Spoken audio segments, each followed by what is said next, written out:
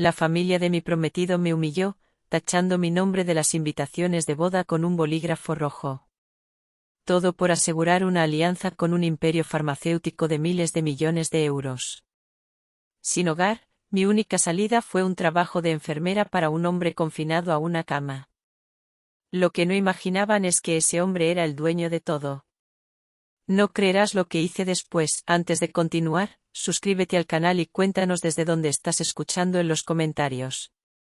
Me llamo Sofía García Reyes. Tengo 28 años y soy enfermera. Hace apenas unas semanas, yo pensaba que lo tenía todo. Un futuro claro, escrito con una caligrafía perfecta, como las invitaciones de boda que yo misma preparé con tanta ilusión. Pero la vida, a veces, tiene una forma muy cruel de enseñarte que el papel se puede romper, y que la tinta se puede borrar con el dolor. Esta noche es mi primera noche de trabajo.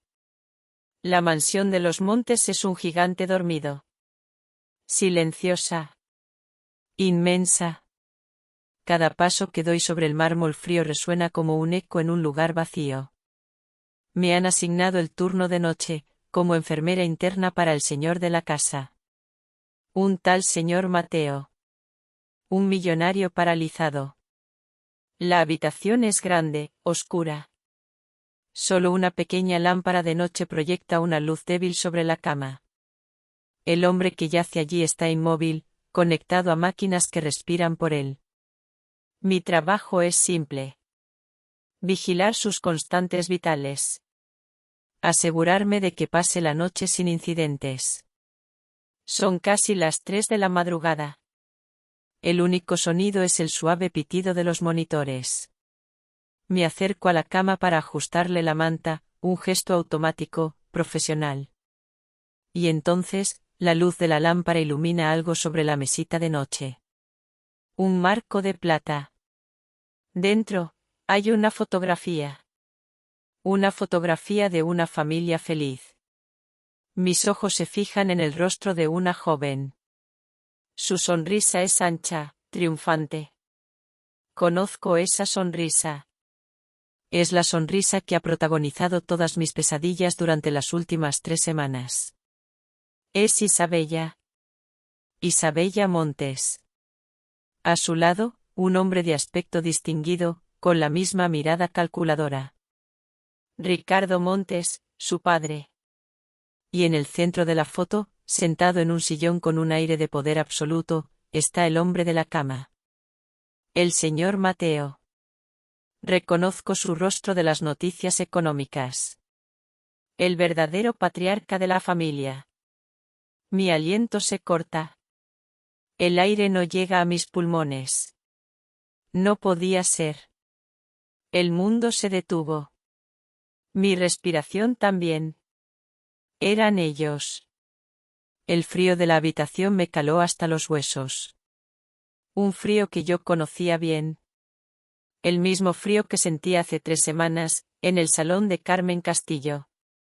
Yo había llegado a esa casa pensando que íbamos a discutir los arreglos de los asientos para nuestra boda. La boda entre su hijo, Alejandro, y yo. Faltaban solo 3 semanas. Pero fue Isabella Montes quien me abrió la puerta. Y llevaba puesto el collar de perlas de mi abuela.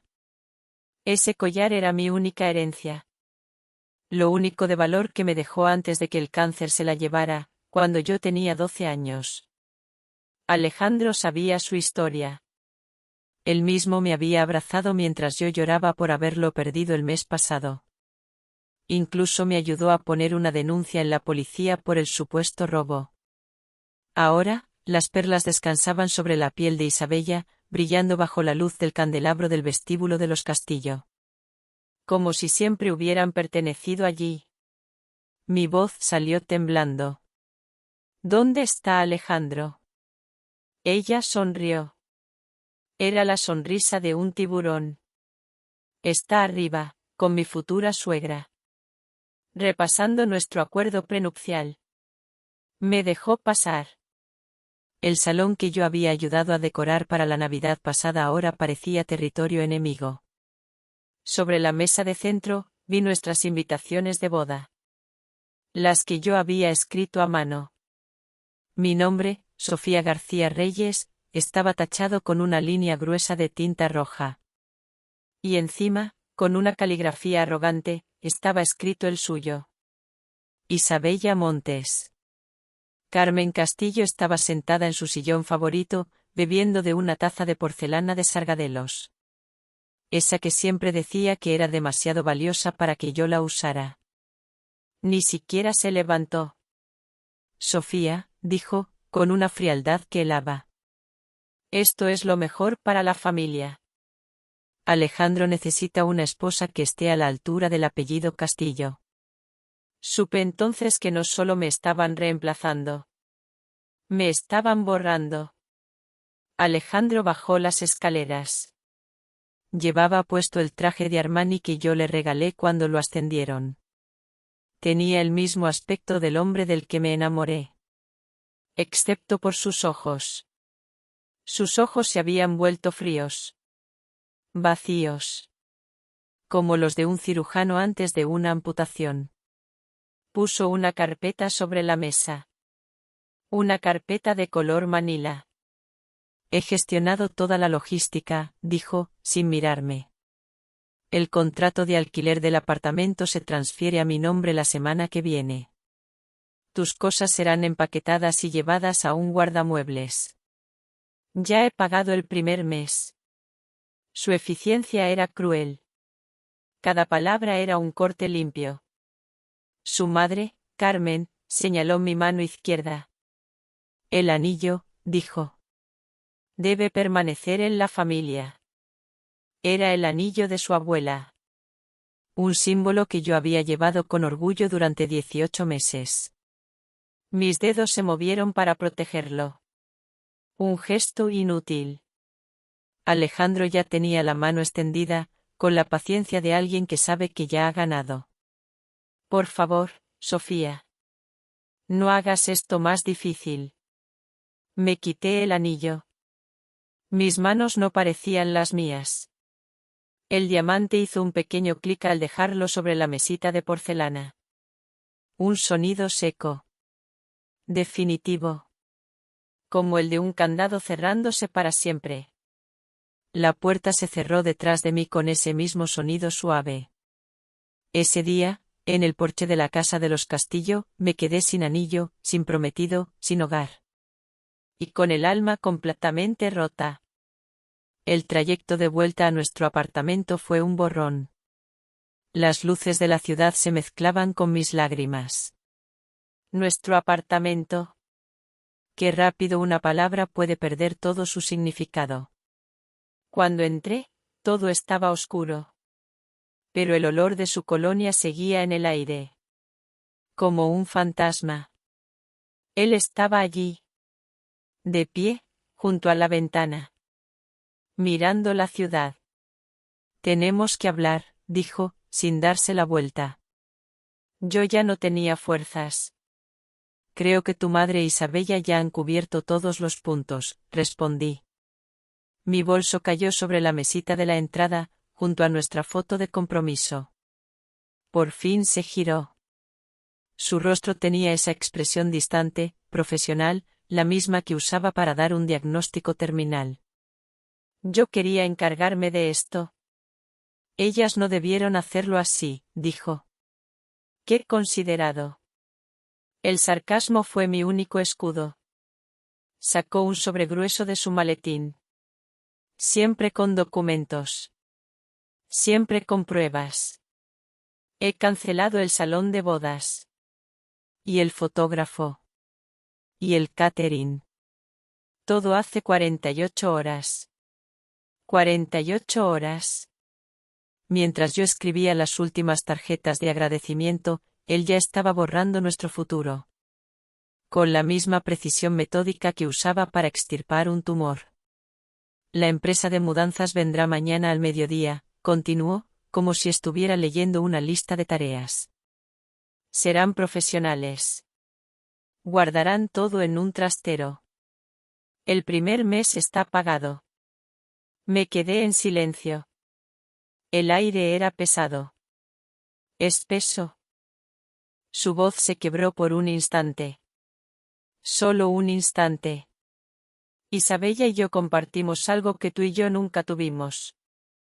Su padre me abrirá puertas. El puesto de jefe de departamento, la iniciativa tecnológica médica Montes. Es algo más grande que los sentimientos personales, Sofía. Nuestra vida entera. Reducida a sentimientos personales. Se acercó. Necesito el anillo. Le miré la mano. Luego la mía, ya vacía. Ya se lo he devuelto a tu madre. El otro, dijo él. El original de la abuela. Me lo había cambiado después de salir de su casa. Un último acto de rebeldía, quedarme con esa pequeña pieza de nuestra historia. Pero él me conocía demasiado bien. Anticipaba hasta mis rebeliones más pequeñas. Mis dedos temblaban tanto que se me cayó al suelo. El sonido metálico sobre el granito de la cocina fue como el golpe de un martillo. Lo recogí y lo puse sobre la mesa, junto al sobre. Gracias por tu claridad, dije. Las palabras me rasparon la garganta. Él guardó el anillo en su bolsillo. Con un movimiento automático. Como si guardara el móvil. Miró su reloj. Tengo ronda de noche, dijo, dirigiéndose a la puerta. Te sugiero que empaques de forma eficiente. Los de la mudanza no esperarán. La puerta se cerró. Clic. Me quedé sola. En mitad del salón. Rodeada de los muebles que elegimos juntos. De los recuerdos que construimos. Comencé, mecánicamente, a abrir cajones. Y allí empezó la arqueología de la traición. Recibos del restaurante La Cúpula, donde íbamos a celebrar nuestra cena de ensayo. Pero estas facturas eran de semanas atrás. Cenas para dos. Una pluma estilográfica con el logo de Farmacéutica Montes en su cajón de los calcetines. La tarjeta de visita de Isabella, con las esquinas desgastadas por el uso, dentro de su diario médico. Y entonces, abrí el armario. Allí estaba. Mi vestido de novia de pronovias. Colgado. Impecable. Blanco. Parecía un fantasma que se burlaba de mí. Una promesa rota. Una vida que nunca sería. Me desmoroné en el suelo, abrazando la tela que nunca llegaría a vestir. Y lloré. Lloré por todo lo que había perdido. Y por todo lo que nunca llegaría a tener. Me fui a vivir con Elena, mi madre de acogida. La única familia real que he tenido. Su pequeño apartamento en el barrio de Malasaña se convirtió en mi refugio. Pero el dinero se acababa. La última transferencia de la cuenta conjunta que compartía con Alejandro había sido devuelta. Cuenta cancelada. Así, sin más. Las facturas se acumulaban sobre la mesita de Elena. La vergüenza me comía por dentro. Alejandro había calculado mi destrucción hasta el último céntimo. Pasaba horas buscando trabajo en Internet. Enfermera a domicilio, turnos de noche en residencias, cualquier cosa. Pero todo parecía precario, mal pagado. Mi confianza estaba por los suelos. Una tarde, mientras revisaba por enésima vez los portales de empleo, vi un anuncio diferente. Destacaba entre los demás. Se busca enfermera interna con disponibilidad inmediata. Paciente de alto perfil. Se requiere discreción absoluta. Contrato indefinido. Salario, 8.000 euros mensuales. 8.000 euros. Era una cifra irreal. Demasiado buena para ser verdad. No había nombre de familia. Ni dirección. Solo un número de teléfono y un correo electrónico de un bufete de abogados. El miedo y la desesperación lucharon dentro de mí. Parecía peligroso. Parecía una trampa. Pero la imagen de las facturas sobre la mesa de Elena ganó la batalla. No tenía nada que perder. Envié mi currículum. Para mi sorpresa, me llamaron a la mañana siguiente. La voz al otro lado del teléfono era seca, profesional. Un tal señor Vargas. Me citó para una entrevista esa misma tarde en su despacho en la calle Serrano. El despacho era lujoso. Silencioso. El señor Vargas era un hombre mayor, con un traje impecable y una mirada que parecía leerte el alma. No me preguntó por mi experiencia en unidades de cuidados intensivos. Ni por mis referencias. Sus preguntas eran extrañas. Señorita García, ¿es usted una persona curiosa? ¿Habla mucho de su trabajo con sus amigos o familiares? ¿Cómo manejaría una situación de extrema presión sin poder pedir ayuda externa? Cada pregunta parecía una prueba. Una prueba de lealtad. De silencio. Me explicó que el trabajo requería un acuerdo de confidencialidad muy estricto. No podría hablar de mi paciente. Ni de la familia. Ni de nada que viera o oyera dentro de la casa. Con nadie. Jamás. El bienestar y la privacidad de nuestro cliente son la máxima prioridad, dijo, juntando las yemas de sus dedos. Cualquier incumplimiento tendría consecuencias legales muy serias. Yo solo asentía. La cifra de 8.000 euros resonaba en mi cabeza como una campana de iglesia. Era mi única salida. Mi única tabla de salvación. Acepto las condiciones, dije, con una voz más firme de lo que me sentía. El señor Vargas me observó durante un largo instante. Sus ojos grises parecían sopesar cada gramo de mi desesperación. Finalmente, asintió lentamente. Muy bien. Recibirá una llamada con instrucciones esta noche. Esté preparada para empezar mañana por la mañana. Salí de aquel despacho con el contrato en el bolso y un nudo en el estómago. La sensación de alivio se mezclaba con un profundo sentimiento de inquietud. Era como si hubiera vendido mi alma sin saber a quién. Al salir a la calle Serrano, el sol de la tarde me deslumbró. Me apoyé contra la pared de un edificio, intentando procesar lo que acababa de hacer. Una parte de mí quería correr, volver a la seguridad del pequeño apartamento de Elena y olvidar todo aquello. Pero otra parte, la parte que había sido humillada, la parte que necesitaba sobrevivir, me decía que siguiera adelante. Después de salir del despacho del abogado, una sensación de inquietud se apoderó de mí. ¿Por qué tanta necesidad de confidencialidad? ¿Quién era este paciente? ¿Debería aceptar un trabajo tan misterioso? ¿Qué pensáis vosotros? Si estuvierais en mi situación, ¿os habríais atrevido a apostar? Dejadme vuestros pensamientos en los comentarios de abajo. A la mañana siguiente, un coche negro, sin ninguna identificación, me recogió en la puerta de Elena. El chófer no dijo una palabra en todo el trayecto. Nos alejamos del centro de Madrid y nos adentramos en una zona residencial de lujo, donde las casas eran más parecidas a fortalezas que a hogares.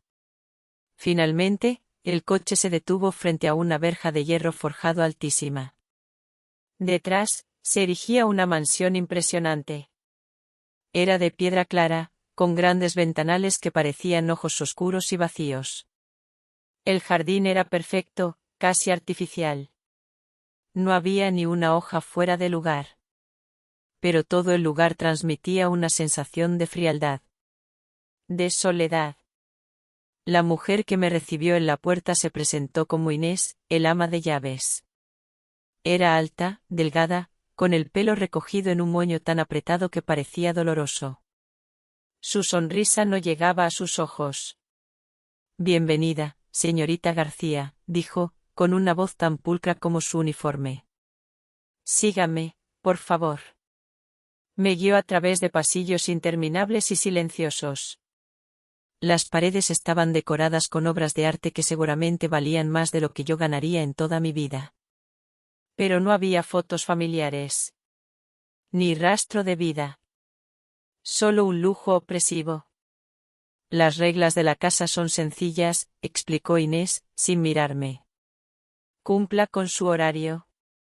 No entre en ninguna habitación que no sea la suya o la del señor. Y lo más importante, aquí no hacemos preguntas. Su tono era una advertencia. Me llevó a la habitación del paciente. Era el ala oeste de la casa. Aislada. Este es el señor Mateo, dijo, señalando al hombre inmóvil en la cama. Sufrió un grave accidente hace unos meses. No puede moverse ni comunicarse. Su única tarea es asegurarse de que sus constantes vitales sean estables durante la noche. Asentí, intentando parecer profesional. Intentando ignorar el escalofrío que me recorría la espalda. Mi primer turno comenzó esa misma noche. La casa se sumió en un silencio aún más profundo. Inés se retiró. Me quedé sola con el señor Mateo y el pitido rítmico de las máquinas. Las horas pasaban lentamente. Leí un libro, revisé los monitores, tomé notas en su historial. Todo era rutina. Todo estaba en calma.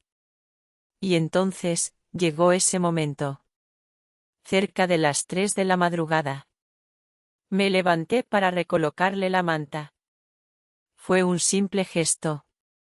Un movimiento trivial. Pero al hacerlo, la pequeña lámpara de la mesita de noche iluminó directamente el marco de plata que había allí. La fotografía.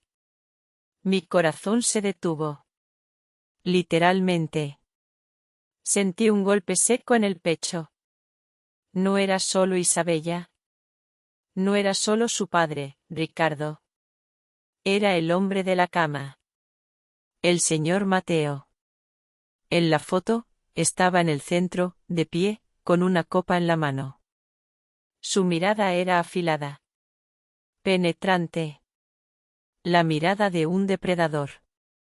La misma mirada que había visto en los periódicos. Mateo Montes. El fundador.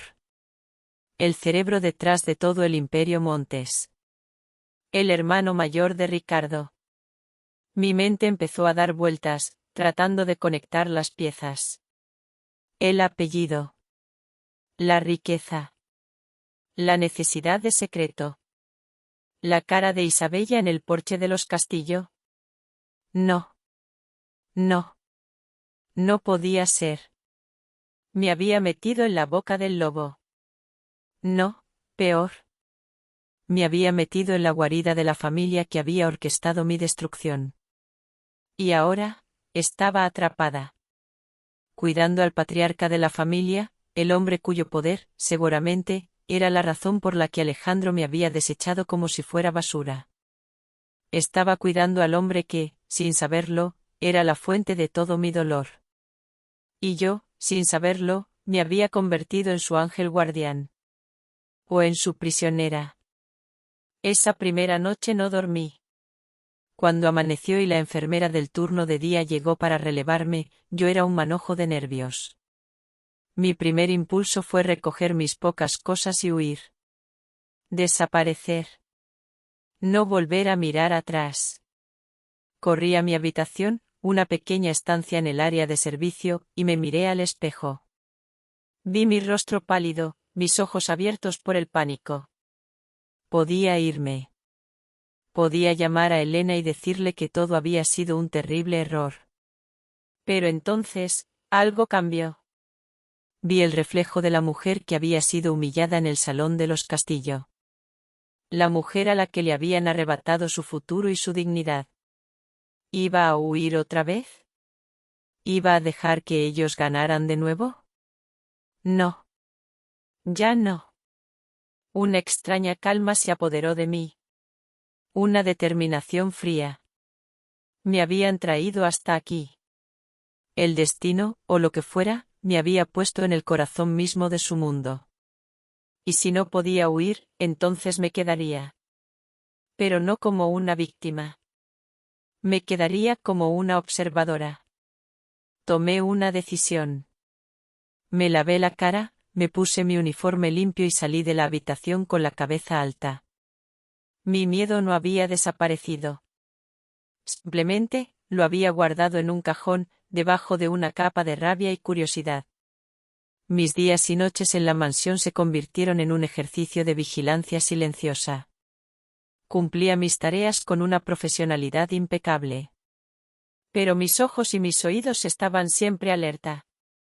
Observaba al personal. A la tensa y estricta Inés, que parecía más una carcelera que un ama de llaves. A los jardineros que nunca hablaban.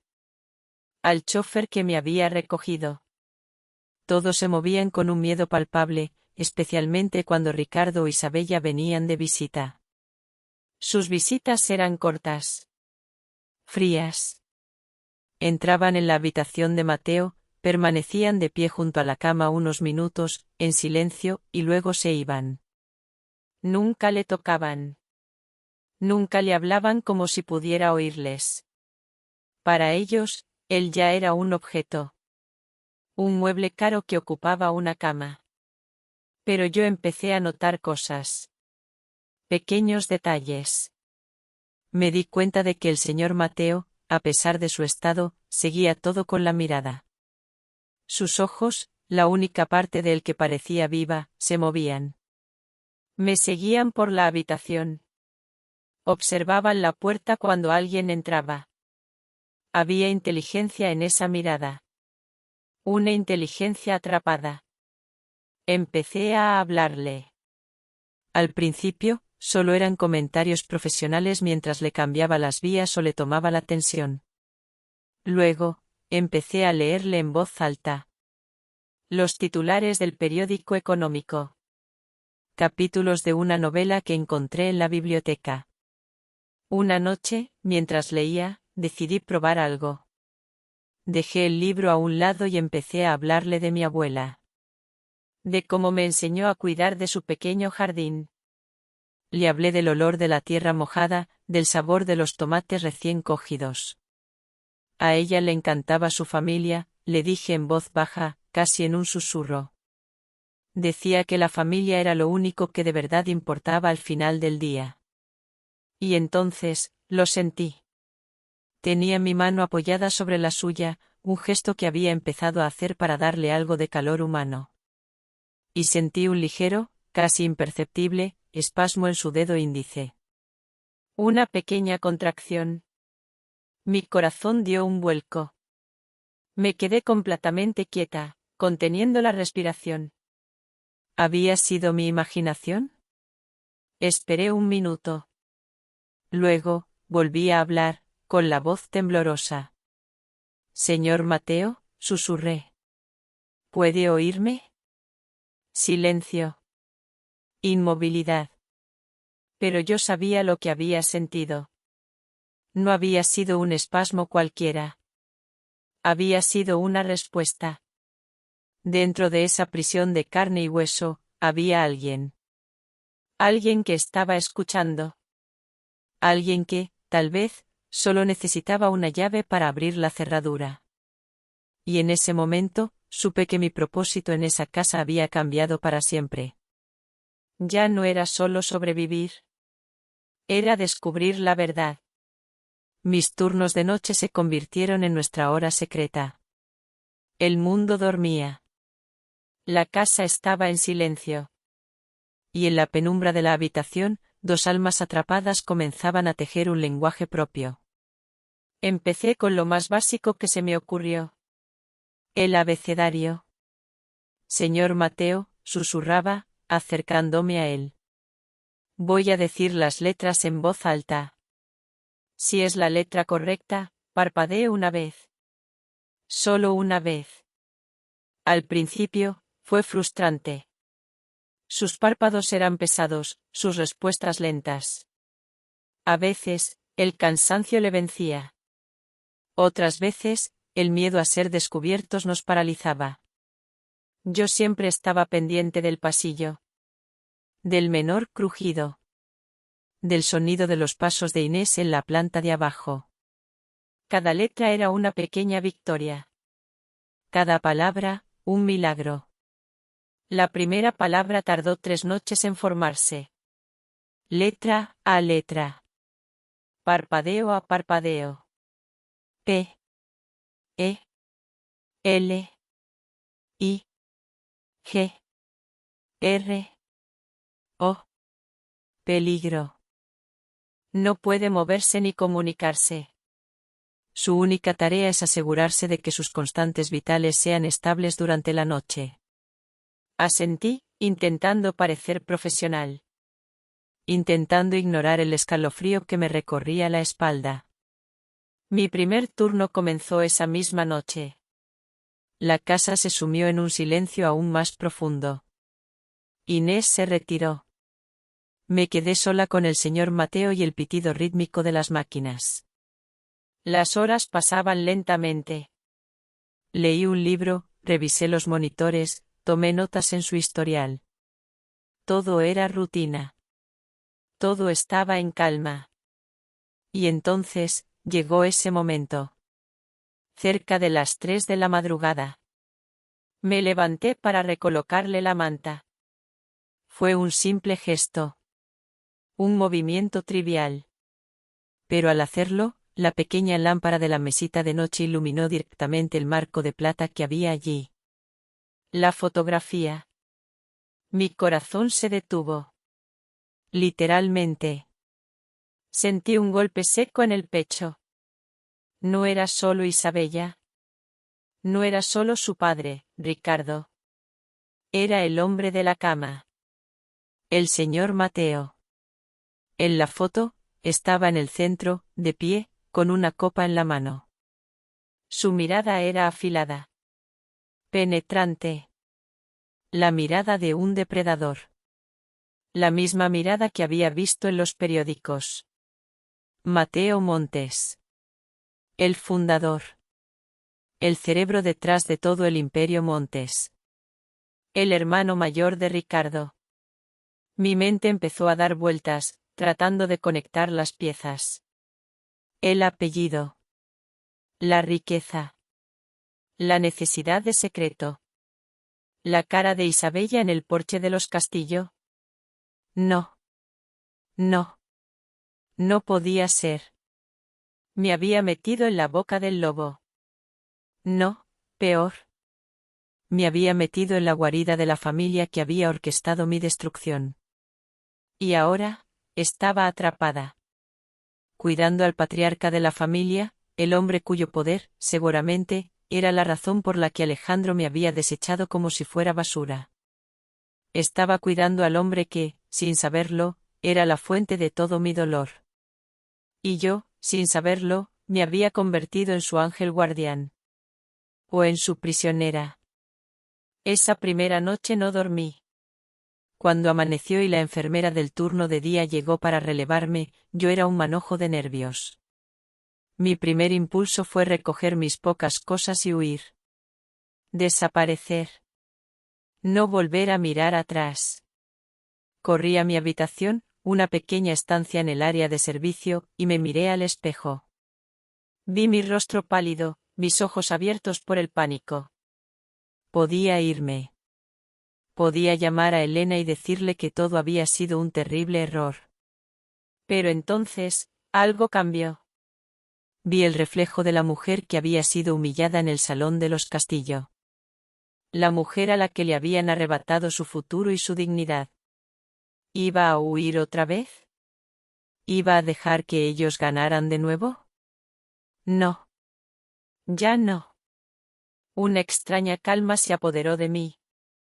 Una determinación fría. Me habían traído hasta aquí. El destino, o lo que fuera, me había puesto en el corazón mismo de su mundo.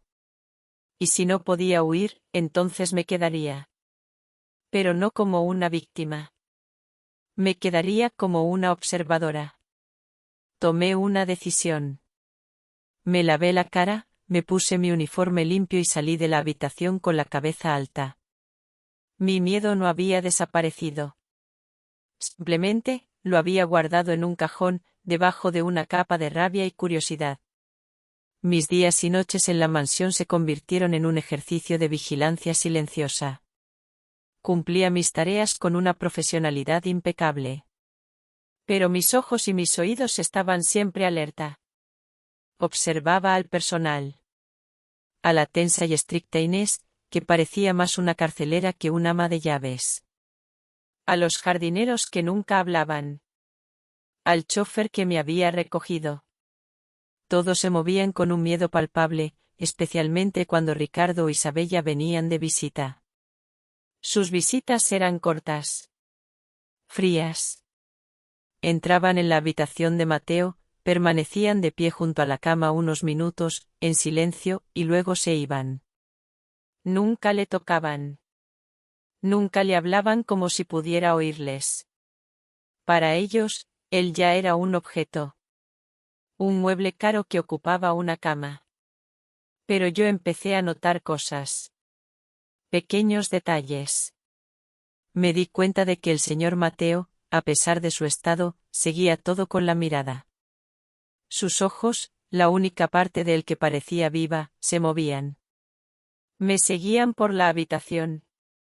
Observaban la puerta cuando alguien entraba. Había inteligencia en esa mirada. Una inteligencia atrapada. Empecé a hablarle. Al principio, solo eran comentarios profesionales mientras le cambiaba las vías o le tomaba la tensión. Luego, empecé a leerle en voz alta. Los titulares del periódico económico. Capítulos de una novela que encontré en la biblioteca. Una noche, mientras leía, decidí probar algo. Dejé el libro a un lado y empecé a hablarle de mi abuela. De cómo me enseñó a cuidar de su pequeño jardín. Le hablé del olor de la tierra mojada, del sabor de los tomates recién cogidos. A ella le encantaba su familia, le dije en voz baja, casi en un susurro. Decía que la familia era lo único que de verdad importaba al final del día. Y entonces, lo sentí. Tenía mi mano apoyada sobre la suya, un gesto que había empezado a hacer para darle algo de calor humano. Y sentí un ligero, casi imperceptible, espasmo en su dedo índice. Una pequeña contracción. Mi corazón dio un vuelco. Me quedé completamente quieta, conteniendo la respiración. ¿Había sido mi imaginación? Esperé un minuto. Luego, volví a hablar, con la voz temblorosa. Señor Mateo, susurré. ¿Puede oírme? Silencio. Inmovilidad. Pero yo sabía lo que había sentido. No había sido un espasmo cualquiera. Había sido una respuesta. Dentro de esa prisión de carne y hueso, había alguien. Alguien que estaba escuchando. Alguien que, tal vez, solo necesitaba una llave para abrir la cerradura. Y en ese momento, supe que mi propósito en esa casa había cambiado para siempre. Ya no era solo sobrevivir. Era descubrir la verdad. Mis turnos de noche se convirtieron en nuestra hora secreta. El mundo dormía. La casa estaba en silencio. Y en la penumbra de la habitación, dos almas atrapadas comenzaban a tejer un lenguaje propio. Empecé con lo más básico que se me ocurrió. El abecedario. Señor Mateo, susurraba, acercándome a él. Voy a decir las letras en voz alta. Si es la letra correcta, parpadee una vez. Solo una vez. Al principio, fue frustrante. Sus párpados eran pesados, sus respuestas lentas. A veces, el cansancio le vencía. Otras veces, el miedo a ser descubiertos nos paralizaba. Yo siempre estaba pendiente del pasillo. Del menor crujido. Del sonido de los pasos de Inés en la planta de abajo. Cada letra era una pequeña victoria. Cada palabra, un milagro. La primera palabra tardó 3 noches en formarse. Letra a letra. Parpadeo a parpadeo. P. E. L. I. G. R. O. Peligro. Mi corazón martilleaba contra mis costillas. Si me encontraba allí, todo habría terminado. Oí la puerta principal abrirse y cerrarse. Pasos en el vestíbulo. Se dirigía hacia el ala oeste. Hacia la habitación de Mateo. Contuve la respiración, rezando para que no se le ocurriera entrar en la biblioteca. Los minutos pasaron como si fueran horas. Finalmente, oí sus pasos de nuevo, alejándose. La puerta principal. El motor del coche arrancando. Y luego, silencio. Esperé 10 minutos más, inmóvil, antes de atreverme a salir de mi escondite. Volví a la habitación de Mateo con las pruebas pegadas a mi cuerpo, temblando de pies a cabeza. Él estaba despierto. Sus ojos me preguntaban. Asentí levemente. Lo había conseguido. Ahora, la partida de ajedrez estaba a punto de cambiar. Y nosotros íbamos a hacer el movimiento decisivo. La fiesta de compromiso de Alejandro e Isabella se celebró 2 semanas después. Y decidieron celebrarla en la mansión Montes. Un acto de arrogancia. Una forma de mostrar al mundo quiénes estaban ahora al mando. Yo trabajé ese día como cualquier otro.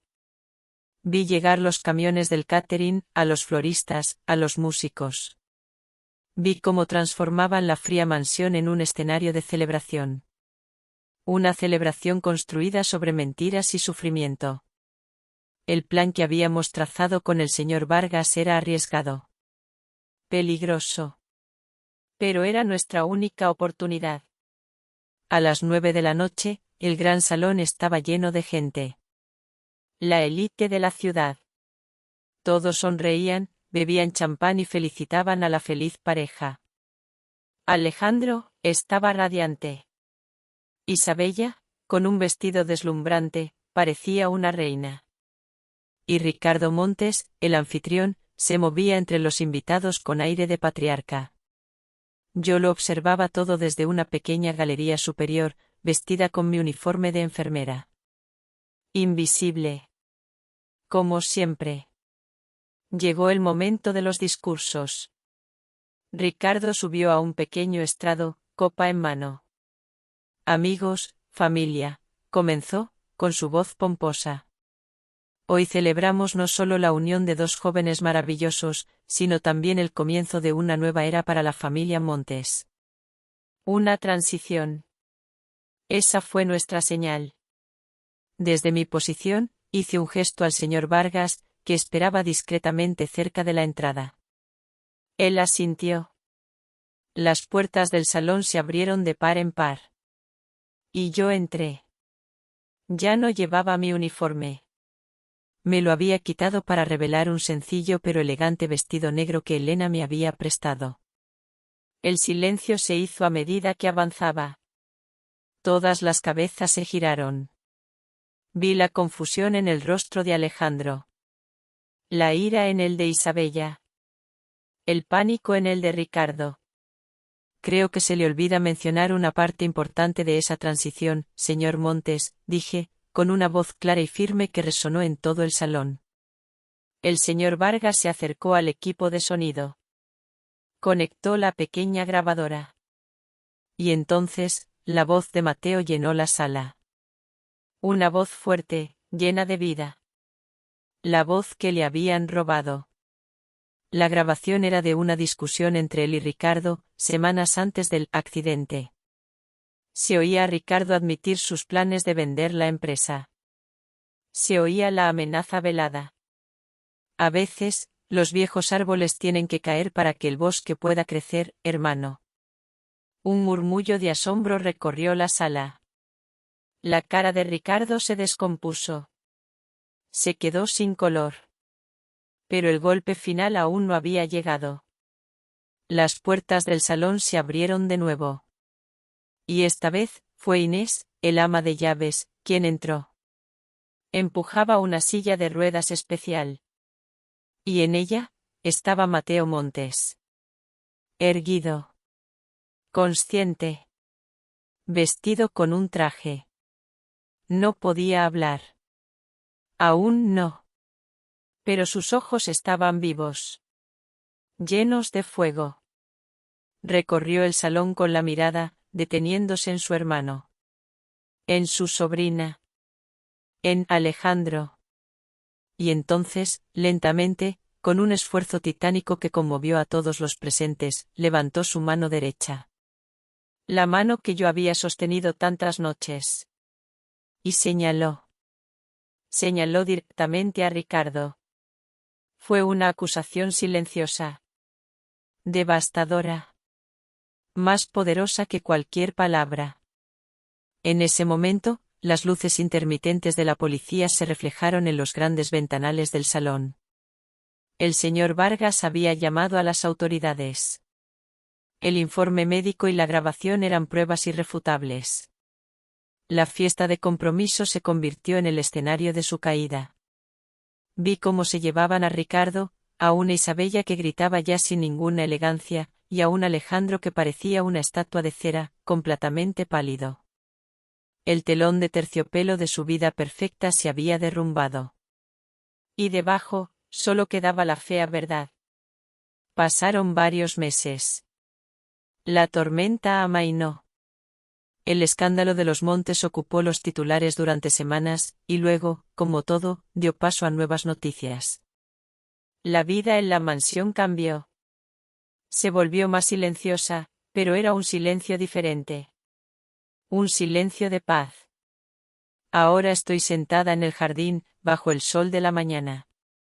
A mi lado, Mateo está en su silla de ruedas. Ya no necesita las máquinas para respirar. Sostiene un periódico con sus propias manos. El titular habla de las largas sentencias de prisión para Ricardo, Isabella y Alejandro. Justicia, dice él. Su voz todavía es rasposa, débil, pero es suya. Es la voz que recuperamos juntos, con horas y horas de terapia.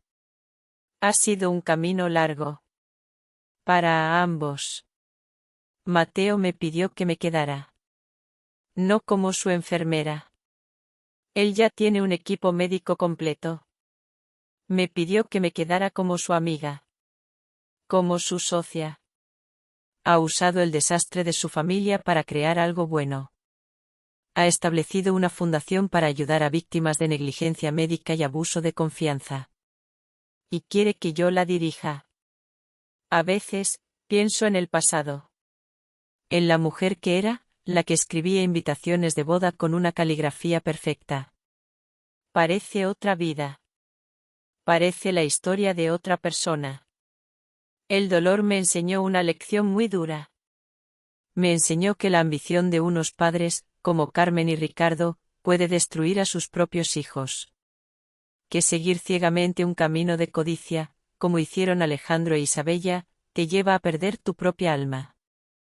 Y que en este mundo moderno, donde todo parece tener un precio, los valores más importantes siguen siendo la lealtad, la valentía y la bondad. He aprendido que el verdadero perdón no es olvidar. Es recordar sin que duela. Es mirar atrás y ver la cicatriz, no como un signo de debilidad, sino como una prueba de que sobreviviste. Mateo dobla el periódico y lo deja a un lado. ¿En qué piensas, Sofía?, me pregunta. Le sonrío. Una sonrisa genuina. Tranquila. En nada en particular, le respondo. Solo disfruto del sol. El viento suave agita las hojas de los árboles. El calor del sol sobre mi piel es agradable. Miro la inmensa casa, que antes me parecía una prisión y ahora se ha convertido en un refugio.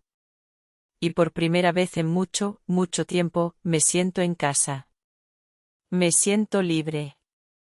La historia de Sofía termina aquí. ¿Qué pensáis de su decisión final? ¿Habríais hecho algo diferente en su lugar?